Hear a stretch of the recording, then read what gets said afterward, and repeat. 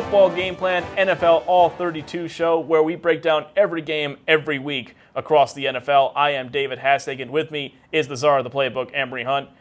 Week 2 is over, but the angry Twitter debate has already started. Emery, let's play a little bit of buy or sell because everybody seems to be overreacting a little bit here in the early going, as they do every year. Absolutely. And we start with Cam Newton. Apparently, his career is over after 2 weeks. He has struggled a little bit, but he's coming off of major surgeries. Are you buying or selling? I think I know the answer to this. Is Cam Newton done? I'm selling his demise because it's not like we didn't just see this last year with Andrew Luck coming off the injury and the surgery. In that first couple of weeks of the season, he looked, I remember saying to myself, it was the Patriots game, I was like, man, it looks like he's really throwing a medicine ball. Just like it looks laboring, it was looking, oh man, this is gonna be tough. Like he doesn't look like Andrew Luck. And we saw how that year play out. He played great toward the back end, middle and stretch of the season, got the great win in Houston in the playoffs, and then subsequently losing in the divisional round to the Kansas City Chiefs. So I'm not ready to write the epitaph for Cam Newton just yet. I think he's going to be just fine. Allow a guy to work himself back from injury before putting a death knell in his career. I think Cam Newton's going to be fine. We also forget he had a foot injury in the preseason trying to evade a tackle. So he not only was dealing with the shoulder recovery, but had to deal with the foot injury, the foot sprain that he was dealing with during the preseason. So he's still hurt. He's still getting better. He's on the mend. I think he'll be fine. So I'm selling all this Cam Newton nonsense. One team that's definitely off to a rough start, though, are the Miami Dolphins. They've absolutely looked brutal on defense and on offense through the first 2 weeks. People are saying the Miami Dolphins are intentionally tanking to get the number 1 pick. Are you buying or selling that they're tanking a bit already? That's tough, man, because it's hard to say that Miami is not trying to lose when you give up 59 points in week 1 to the Baltimore Ravens and 40-plus points, 43 points, I believe, to the New England Patriots in week 2. You thought pride would have kicked in that second week divisional opponent. They played a lot better, but that lasted for about a quarter and a half before the bottom fell out, and it just started to get worse and worse as the game went on. So I would say I'm buying tanking. Now, I'm not saying the players and coaches are tanking because that's where the pride kicks in. You're not encouraging tanking. Bingo. But I think the front office has clearly melded in because at the end of the day, the coach can only coach who's out there. And the players can only play with who's around them. And they also can execute the game plan. But when you look at what has happened with players that have gone, the players that have left, they're starting elsewhere. I mean, 2 of your guys are now in Houston starting and making an impact. Man, you could have used those 2 guys in both of these games against both the Ravens and the Patriots. So I'm selling the coaching staff and players are tanking. Definitely, I'm all in on buying that the front office and organization is definitely all in for 2020. Let's talk about our last buy or sell here, and that's Eli Manning. It's not a question of whether or not he's going to be the starter, because we can have that debate all game long. But on the week that the Hall of Fame preliminary ballot was released, the debate begins again. Is Eli Manning a Hall of Fame quarterback? You can see his postseason record in the Super Bowls and say he is, but the overall stats are a little bit more questionable. I would, it's interesting because you say buy or sell, which gives you like 2 options, right? You can't say, well, it's a little bit more nuanced. So I'm gonna try to find a nuance in this statement because when you just look at Eli Manning in a vacuum, you wanna say, yes, okay, 2-time Super Bowl champion, Super Bowl MVP, he's going to finish top 10, maybe even top 5 in passing statistics in many of those categories. He's going to pass Ben Roethlisberger this year because Ben Roethlisberger is now going to be out for the season. Right. And he was only a few yards behind. Those 2 are going to go neck and neck up the top 10 charts as far as passing yards is concerned. So, yes, Eli has all of that going for him. But when you really break down his play, do you consider Eli Manning a Hall of Famer? I don't know. I know what will help him out. New York market. Number 1, they're going to hype up everything that he does. And the fact that he is the Super Bowl champion, and the fact that he just won the Super Bowl like Peyton Manning did against the Bears. Right. But the fact that he was the MVP in both games with 2 of the greatest throws in those games. You talk about the helmet catch, the fact that he had to get away from pressure and make that throw. That's Hall of Fame worthy. And the throw to Manningham, no one talks about that play. Yeah. I like that play better than the David Tyree catch because that was perfectly placed in between 2 defenders down the doggone sideline. So in those situations, you look at Eli Manning, you're like, yeah, that's a Hall of Famer. But the longer he plays, had he retired after the Super Bowl, he would have been the first ballot. The longer he plays, the harder the case becomes to make for him to get in. Because right now he's at 500 as far as his record is concerned. It's not been pretty the last 7 years. And so is he a Hall of Famer? I think yes, so I will buy that. Not first ballot, maybe not second ballot. And if he continues to play, he's going to have a Ken Anderson type weight to get in. Let's go into the here and now, though, and let's talk about Week 3. And let's start with our matchup of the week against the Thursday night game, as we always do. The surprising Tennessee Titans, although they dropped the game this past week, taking on the Jacksonville Jaguars, who have gone to a backup quarterback. What should we look for as the big matchup between the Titans and the Jags this week? If you remember last year, this was the game where Derrick Henry went off. So you look at the run defense. I think that's going to be the biggest matchup for both teams. Can Tennessee continue to stop the run because they're facing Leonard Fournette? And can Jacksonville stop the run as they're facing Derrick Henry? You want to make this game for both teams a Marcus Mariota versus Gardner Minshew game and take away the running backs and make each quarterback beat you. So how well both defensive front sevens do against the run, to me, that is the biggest matchup in this game. You want to make both teams beat you throwing the football. Who are the big X factors to watch for both teams? Obviously, we talked about the running back, but are there other X factors to watch here? For Tennessee, I would look at Jurrell Casey and how well he does up front, derailing a lot of what Jacksonville wants to do running the football. If he can be a nuisance up front and force them to go away from their protection plan and blocking assignments and trying to find ways to get the running game going to protect Minshew, then that's going to be a problem because you're worrying about one guy. And for Jacksonville, it's going to be those receivers. They're going to have to step up and continue to make plays to help out Gardner Minshew because, again, he doesn't have to be Tom Brady. He doesn't have to be Patrick Mahomes. He just has to keep this offense on pace and have enough of the threat of the pass to where it opens up things on the ground for Leonard Fournette. So I would say Jurrell Casey defensively, Gardner Minshew for the Jags on offense. Those are your two X factors in this ballgame, in my opinion. Who wins this ball game, Tennessee or Jacksonville? I think Tennessee wins this ball game. Again, pressured style defense, aggressive on the corners. I think they have a great matchup with their corners versus Jaguars receivers. They're going to put a ton of pressure on a rookie quarterback in Gardner Minshew, frustrating him into some bad decisions. I like Tennessee to win another ugly game against the Jaguars. When we come back, we will break down all of the Week 3 action right here on the NFL All-32 show on the Game Plus Network.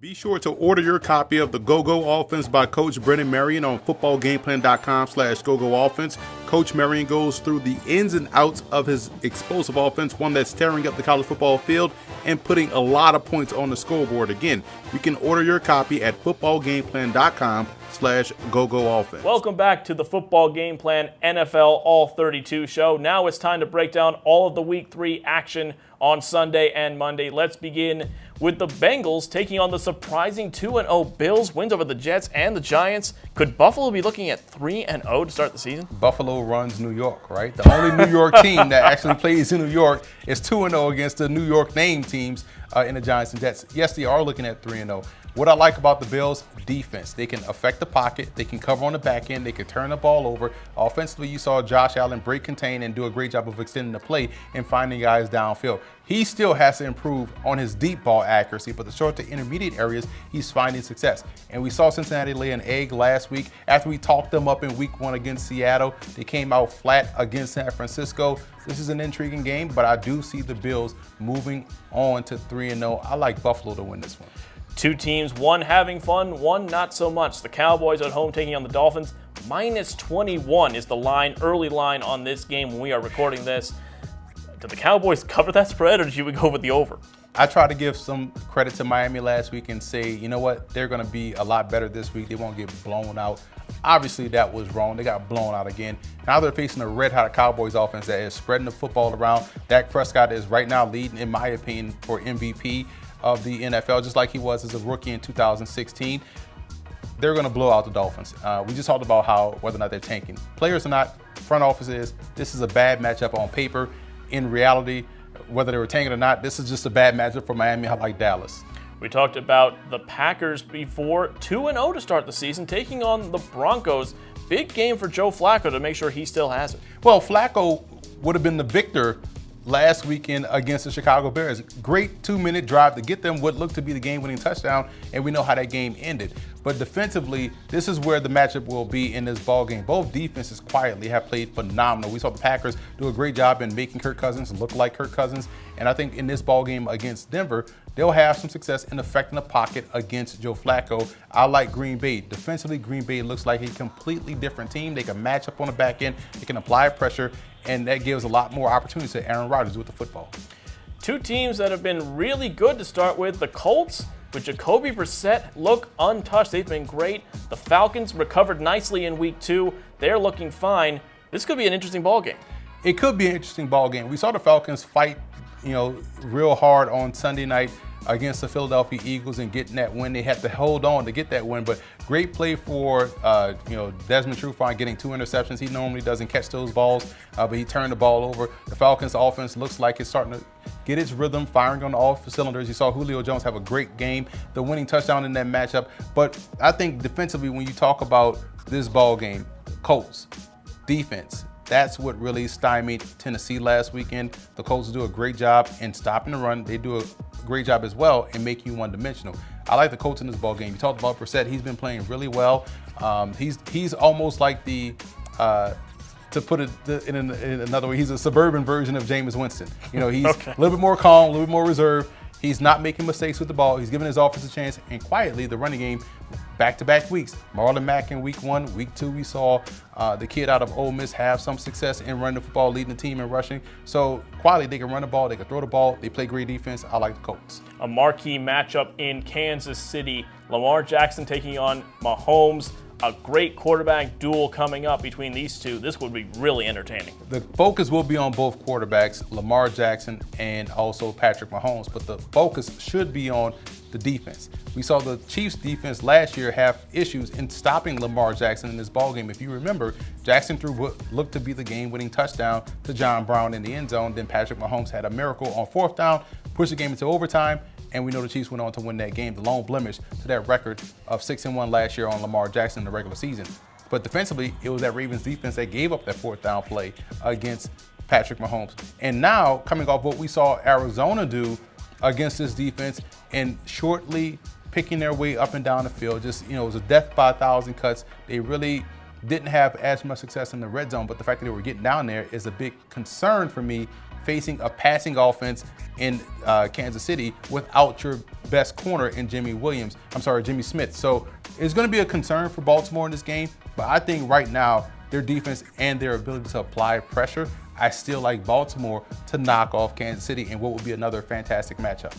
Next one, the Vikings coming off an in-division loss to the Packers. They take on the Raiders, who have been surprisingly good this season. How do you see this game going in Minnesota? No one talks about how good the Raiders have played this year so far, so they could easily be 2-0. They gave Kansas City some trouble early on, but Kansas City just too explosive, has too much talent, and Derek Carr started to fall apart a little bit toward the end. But in this ball game, I think the Raiders defense will use this as a coming out party. They're facing an offense in Kirk Cousins, led by Kirk Cousins, and also Dalvin Cook. So Dalvin Cook is going to be the focus. Can they stop the run, keep him from going off, which will then put more of the onus on Kirk Cousins to make plays in the passing game consistently? I can't see that happening. I like the Raiders on the road in an upset. When it rains and pours for the New York Jets, not only did they lose in week 1, possibly no Sam Darnold for their week 3 matchup against the New England Patriots. What else can go wrong for Gang Green? How much does New England win by in this one? Well, if you're the Jets, you have to make sure you come in and play great assignment football. Again, you don't have to be dynamic in 3 facets, but you have to be dynamic in 2. Can that be your defense and your special teams? And Greg Williams definitely gives you a chance defensively because how he loves to blitz and apply pressure. But with New England, too much firepower on offense, I like the Patriots in this one. One more game to talk about here, and that is the Lions taking on the Eagles. Lions looked okay. They were able to squeak out a win in week 2. The Eagles obviously losing against Atlanta. Who do you like in this ballgame? It was a triage unit for Philadelphia later on that ballgame with the Falcons because all of their top receivers started to get hurt. Now, we don't know the severity of those injuries, but Detroit still hasn't found an identity on offense. That, to me, is a big concern. Defensively, they've played well. I like Tracy Walker, obviously Raging Cajun, but he did a great job last week. Offensively, I worry about them, especially along the offensive line, going up against this Eagles defensive front. I like Philly to get their win, get themselves back on the winning track by knocking off Detroit.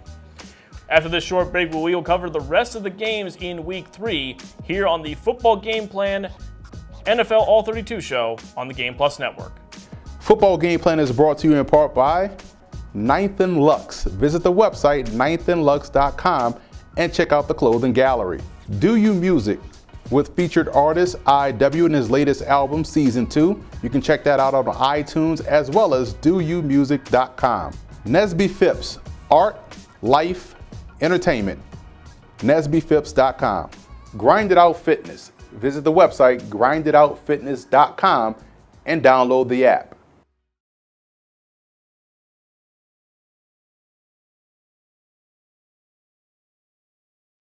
Welcome back, fans. Let's get back to the Week 3 previews. Lots of questions in this first matchup, Emery, as the Panthers take on the Cardinals in the desert. What do we look to see here? Well, you want to see if the red zone woes for the Cardinals don't rear its ugly head here against Carolina. You also want to see if Carolina can come in, take full advantage of an opportunity to play aggressively versus a rookie quarterback that has had some protection issues because of the style of their offensive play. And also, it's another week for Cam Newton to prove that he can still get the job done. So a lot of intrigue in this matchup, but I do think the Cardinals can come in and get their first win of the season. I like Arizona in an upset against Carolina because right now Cam Newton is not healthy. He's not 100%. And I think Arizona and their passing game will take full advantage of a defense that tends to be a little bit overrated at times. And on defense, they'll get after Carolina, and I think they'll put a lot of pressure on Cam Newton to make plays that he just can't. He's not healthy, so I like the Cardinals in this one. The calls for Daniel Jones getting louder and louder from Giants fans, but the defense for the New York Giants has not been good at all. They take on the Tampa Bay Buccaneers, who are known for turnovers. Is this a big week for the New York Giants? Everyone talks about Daniel Jones, but can he play receiver and can he play edge rusher? Which is funny to hear because the Giants had Olivier Vernon and they had a guy by the name of Odell Beckham. You lose those guys and now you wonder why you can't rush the passer or maybe plays in the passing game. But with all of that said, the Giants do come in and pose a threat to Tampa Bay because of their offensive line. I think they've done a good job in protecting Eli Manning. Saquon Barkley is going to do Saquon Barkley things. I think it's up to Pat Shurmur to not forget about Saquon Barkley. We saw him on the opening drive lead his way down the field to get the touchdown on a fantastic run, but then start to get forgotten about toward the end of the game. And again, when you don't have the receiver depth that they don't have, it's hard to go up tempo. It's hard to push the pace because you don't have the depth to put guys in because those guys that you have in now are also playing special teams. Tampa Bay, healthy. Defense is looking fantastic in the first two games.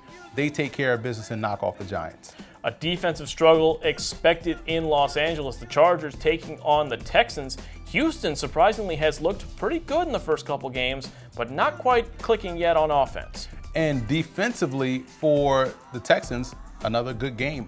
Granted, it was against a rookie quarterback, so he's supposed to play well. But I look at Los Angeles in this game. I still don't know what the Chargers are as far as offensively is concerned. You guys had a great week 1 coming out party. Austin Eckler was great.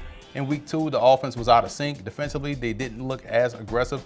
So I don't know what to make of this Chargers team, but I do know what to make of Deshaun Watson, one of the toughest quarterbacks in the NFL. They'll find a way to knock off Los Angeles. Not good news in Pittsburgh. Ben Roethlisberger reported out for the rest of the season. After their loss last week, they started 0-2. On the other side of the coin, the San Francisco 49ers have been fantastic. It's almost a buy or sell for both of these teams in the early going. Right, when you're talking about buying or selling whether or not Pittsburgh is done, I haven't seen Mike Tomlin have a losing season, so we'll wait and see. So I'm not buying that. I will sell that. You're buying and selling what you saw from San Francisco. Quietly, their offense, I was wrong about Jimmy Garoppolo, what he did the previous week against Tampa Bay. He had a bounce back game, great game, I thought, against Cincinnati. Defensively, the 49ers look really good, man. They were good in week 1, good in week 2, so that's a trend.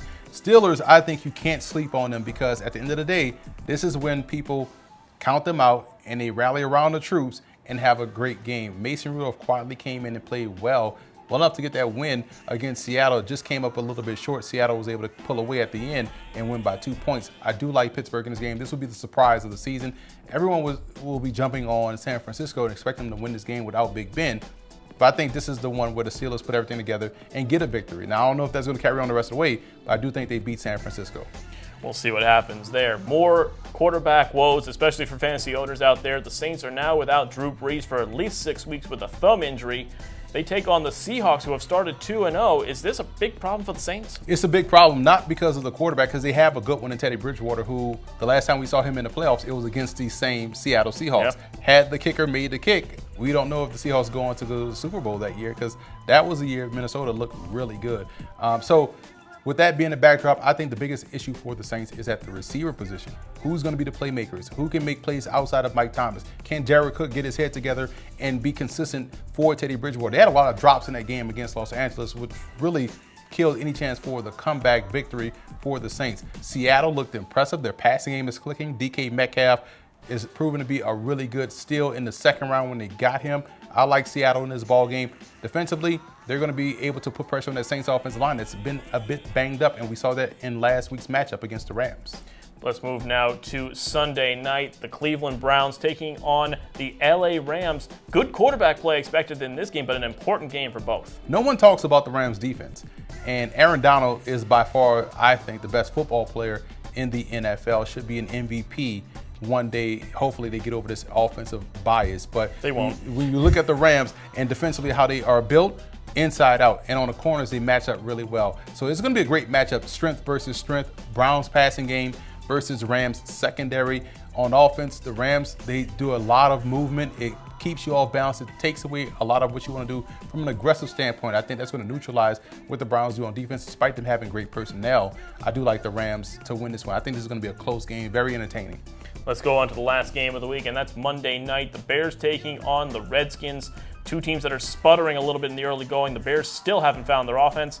Redskins looking pretty average so far for the first 2 weeks. And it's been surprising to see their defense not be as good. And I think if you're Mr. Trubisky and you're struggling to try to find your way offensively, this is a great matchup for you because you can get yourself going in the passing game. And that's what's been a real struggle for Chicago. And because they don't have anything in the passing game, teams are keying on their running attack and shutting them down and making them ineffective. Defensively, they're going to get after Case Keenum. They're going to cause some problems. And that's going to keep them in this ball game.